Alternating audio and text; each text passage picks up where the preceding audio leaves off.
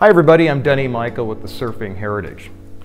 Today I'm introducing a concept called Surfing Heritage TV. It is a television channel designed for you to share your memories, your events, the things that help shape your life, a mentor, your favorite surfer, a surfboard. It's very easy to do. You simply load your video up to YouTube, go to surfingheritage.org, follow the instructions, and we'd love to share your video on our channel.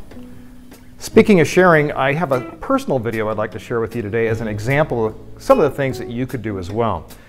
It's the story of a very unique Hobie surfboard. It's not too old. It's not a part of the Foundation's collection. It's a part of our own personal collection at my family. It's called the Big Pink Hobie. Here we go.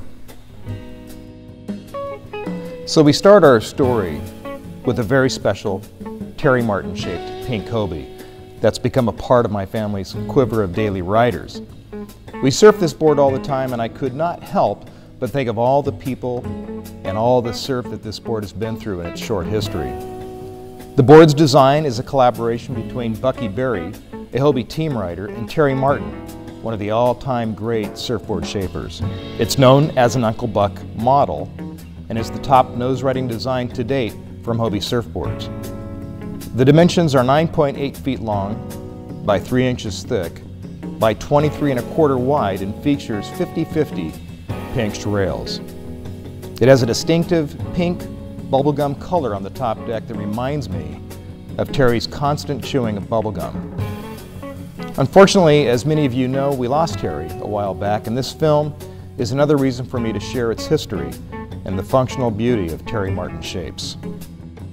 The bottom features a yellow swirl design and was glassed by Moonlight Glassing down in North County, San Diego. This board is one of the first Uncle Bucks produced around the 2007-2008 timeframe at the original Hobie factory in Capistrano Beach and was served for several years by Bucky in various competitive events up and down the coast and, in fact, around the world. Bucky is one of the nicest people you could ever meet, and he's been a fantastic ambassador for Hobie for many years. Part of Bucky's stoke was lending this board out to anyone who wanted to try it or needed a board for a few days or even weeks. As a team rider, Bucky and this board were featured in many advertisements, from a coffee package called Morning Mayhem to many of Hobie's catalogs and in-store advertising. A while back, Bucky was featured riding this board in a longboard movie along with my older son Blake called Crossover. It's been featured in some Japanese advertising as well during the periods from 2008 to 2010. One year, Bucky lent the board to Christian Walk, who took it to the annual Noosa Heads longboard competition in Australia.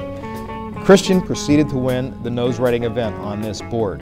Bucky eventually sold the board to my nephew Jake, who surfed it practically every day he could before the board started taking on so much water that it was retired to the backyard of his grandmother's house for a winter and spring. When I got it, the board needed some serious work to get it back in the water. But even then, in its worst state of repair, it was still a great example of a wonderful Terry Martin shape. The repair work needed was more than I was equipped to handle, so I turned to one of Terry's shaping disciples, Donnie Brink. I call this the board's resurrection tour. We finally got the board back and were amazed by how good it looked. It caught the eye of my son Blake, who proceeded to adopt it as his primary rider and surfed the board every day that he could. Blake surfs so hard and stays on the nose so long that he eventually wore down the front end of the board, where it actually started to cave in and create a step deck-like area for his feet. It's also a testament to Moonlight Glassing that it never delaminated. Blake is also very hard on boards with an in-the-water layback. Eventually, one of these moves ripped the fin box right off the board. It required another trip to the repair shop. Eventually, Blake got another board based on the exact template from the Big Pink Hobie. And speaking of templates, this board is so sought after that even today, people request to borrow it to make their own templates from it. The board is that special. Even Hobie surfboards took a second look at it just to make sure that their templates were correct. Now finally, after many years of seeing this board ridden by many others, I've been able to ride it myself. And on some wonderful winter days at Trestles, I can finally see what everyone else had experienced with this board. And that something is called magic. Thanks for viewing this video of the Big Pink Hobie, and please share your own surfing experiences as well at surfingheritage.org. Aloha.